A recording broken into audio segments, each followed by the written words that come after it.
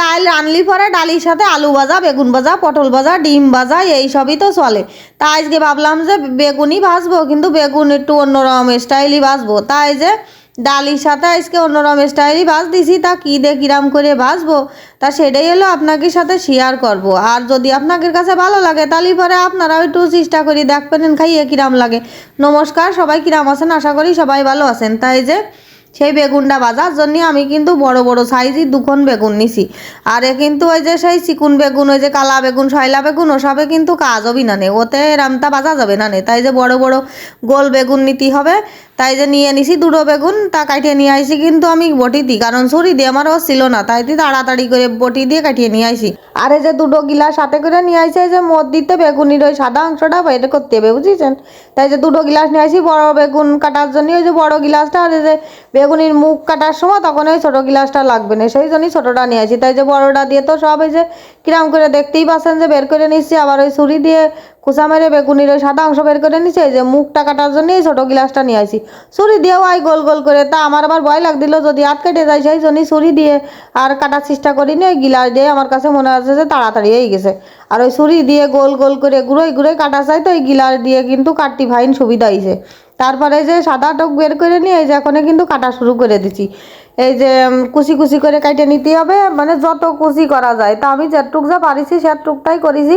আর এই গামলায় করে জল নিয়ে আইছি, জলের মধ্যে বেগুন টুক কাটে কুচি কুচিটা ওইগুলো দিয়ে দেবো গামলার মধ্যে, যাতে হইলো এই সাদা টুক কালো না হয়ে যায়। আর এমনিও তো অনেক দেরি হয়ে গেছে, একটু কালটে কালটে ভাব এসে গেছে, কিন্তু ওতে কোনো সমস্যা নেই, কারণ ওটা হতেই পারে, সেটা যায়নি ওই জন্য আর কোনো ব্যাপার না। তাই যে আবারও সবগুলোই কিন্তু এরকম আস্তে আস্তে করে কুচি কুচি করে কাটে নিতে হবে।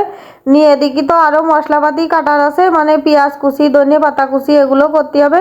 তা প্রথমে এই বেগুন কুচিগুলো সব কিছু রেডি করে দিয়ে তারপরে হলেও যাব সেই ধনে পাতা কুচি, পেঁয়াজ কুচি, একটু রসুন কুচি সেইগুলো কাটতে।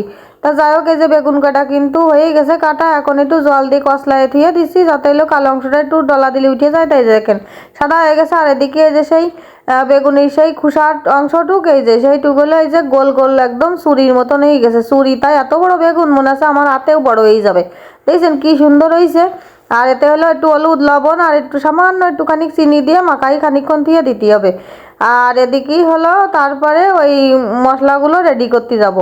তাই এই যে এদিকে কিন্তু সব কিছু রেডি করা হয়ে গেছে। যে ধনে পাতা কুচি দিয়ে দিছি, আর বেগুনিতে কিন্তু জল ঝরাইয়ে নিছি, জল ঝরাইয়ে তারপরে হলো এই জায়গা নিয়ে আইছি। তা পেঁয়াজ কুচি দিয়ে দিছি, ধনে পাতা দিয়ে দিছি, এবার হলো রসুন কুচি। রসুন কুচি কিন্তু সে জম্মের কুচোনো কুচোইছি, একদম যত মানে কুচোনো যায় আর কি, তা সেরকম করে নিছি। আর এদিকে কিন্তু ঝাল কুচি নিছি। আর এদিকে আছে হলো চটপটির মশলা দিছি, লবণ, হলুদ আর হলো গরম মশলার গুঁড়ো। তা আমি একটু চটপটি মশলাটা দিছি, কারণ স্বাদ একটু বেশি লাগবে না, সেই জন্য। আর মনিরাও ভালো খাবে না। আর নিছি হলো 3টে ডিম, কারণ আমার এই বেগুনি যতটুক ডিম লাগবে ততটুকু আমি নিছি। বেশি হলো ঝোল ঝোলে করা যাবে না, মানে বেশি যে হলো ঝোল পানা হবে সেরকম হবে না। ডিম দিলি চটকা দিলি এমনি কিন্তু বেশ একটু জল জলে ভাব এসে যাবে না, এইটাই কিন্তু ভাজতে হবে। আর সেটা দেখার জন্য অপেক্ষা করতে হবে। আর অনেকেই পারে, আর আমি আগে একদিনও করিলাম, তা আজকে আবার মনে করলাম যে ডালির সাথে এইভাবেই করি। আর আমি এই যে চটকাছি না, এর মধ্যে যদি একটুখানি বেসন গুঁড়ো আর একটু চালের গুঁড়ো দেওয়া হয়, দিয়ে কিন্তু বড়া ভাজা হয়ে যাবে, পানি সুন্দর লাগবে সেটাও কিন্তু। তার মধ্যে কিন্তু আমি আর একখান রেসিপিও আপনাকে করে দিলাম।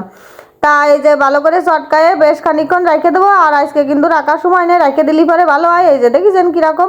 এবার চলে যাবো রান্নাঘরে। রান্নাঘরে যে তেল গরম করতে দেবো, তা কড়াইটা প্রথমে গরম করে নিচ্ছি। আর এই যে সব কিছু রেডি করে রান্নাঘরে নিয়ে চলে আসছি। তা তেলটা হলো সেটে গেছে, এখন হলো তেলের মধ্যে সেই ওই যে রিং রিং করে রাখিলাম সেই বেগুন, সেইটা দিয়ে দিলাম। দিয়ে এখন হলো সেই যে বেগুনটা রেডি করে রাখিছিলাম সব কিছু মাখায়ে, সেইটার মধ্যেই দিয়ে দিলাম 1 চামচ করে, যতটুক ধরে ততটুক করে দিয়ে দিতে হবে ওর মধ্যেই।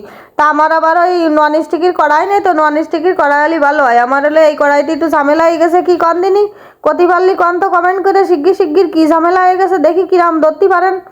তা যাই হোক, ধরতে যদি নাই পারেন তা আমিই করে দিচ্ছি। কারণটা হলো ওই যে কড়াইটা ঢালু, তো ওই বেগুনির তলা দিয়ে ওই যে ডিমগুলা অল্প অল্প করে বেরোয় গেছে। তা সমস্যা নেই, ডিমগুলাটুক বেরোয় গেছে, ওটুক আবার সাইডিতে কেটে কেটে তুলে রেখে দিবা না, যাতে হইলে পুড়িয়ে না যায়, কারণ ওইটা ভাজতে তো একটু বেশি সময় লাগবে। আর সাইডিতে যেটুক বেরোয় গেছে ওটুক তো ভাজতে বেশি সময় লাগবে না, ওই জন্যই তাড়াতাড়ি করে ওইটুক সাইডে উঠোই দিয়ে দিলাম। কিন্তু ওটুক খাতেও ফাইন লাগছিল, কারণ ওর মধ্যেও তো মশলাপাতি রয়েছে। তা যাই হোক, সব কিছু তো উঠোই দিয়ে দিলাম, আর এরকম করে আস্তে আস্তে করে কিন্তু আর যে বেগুনগুলো রয়েছে সব এরকম করে ভাজে নেবো। তার ঢাকা দিয়ে দিয়ে ভাজ দেবে, কারণ মধ্যিটাও যাতে একটু সেদ্ধ হয়ে যায় সেই জন্যই। তাই যে প্রথম খোলা তো হয়েই গেছে, পরে আর এক খোলা বেগুনি হবে না, মানে বেগুন ভাজা হবে না, সেটাও দিয়ে দেবো।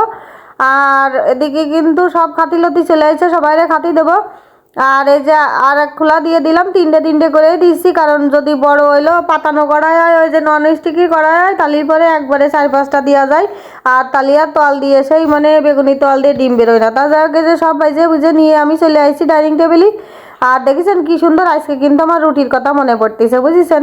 আর ভাতের চাইতে আজকে রুটি হলি যে কি জৈম, তো মানে এই খাওয়াটা আজকে এই বেগুনটা রুটি দিয়ে খাতে হেভি লাগতো। তা যাই হোক, খাইয়ে দেখার পালা। এখন এই যে বেগুনটা ছিঁড়ে নিয়ে কয়টা সাদা ভাতের সাথে একটু খাইয়ে দেখতেছি কিরামের লাগে। খাতি তো সেই মজা লাগতেছে, বুঝতেই পারতেছেন যে কিরাম স্বাদ হওয়ার কথা, যে সুন্দর মশলাপাতি দিয়ে যে কায়দা করে ভাজা হয়েছে। তারপরে একটু ডাল দিয়েও খাবো। তা যাই হোক, আমার এই ভিডিওটা যদি আপনাদের কাছে ভালো লেগে থাকে তাহলে কিন্তু অবশ্যই লাইক কমেন্ট শেয়ার করবেন।